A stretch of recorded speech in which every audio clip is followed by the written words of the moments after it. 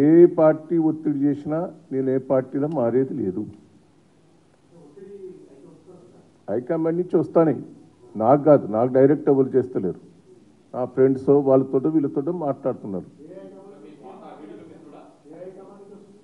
ఎక్కడి నుంచి వస్తున్నది ఎందుకు ఇప్పుడు అదంతా?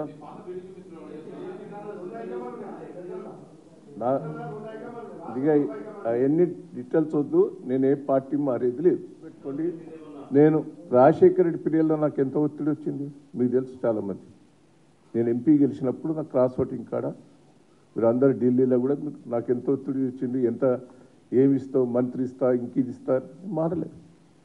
నేను మారినందుకు నాకేం చేసారు, కేసులు పెట్టించారు. నా వర్ధనపేట ఎస్సీ రిజర్వేషన్ చేసిండ్రు.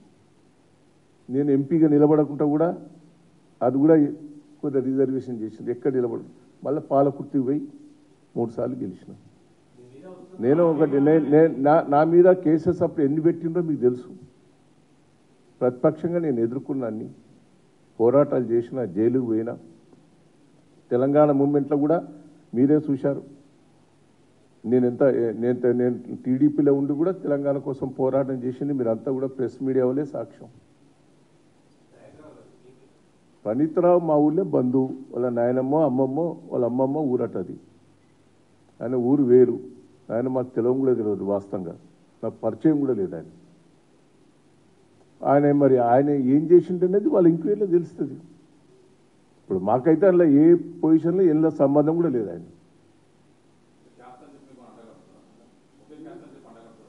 క్యాస్ట్ నాకు బంధువు కూడా కాదు, వాళ్ళు క్యాస్ట్.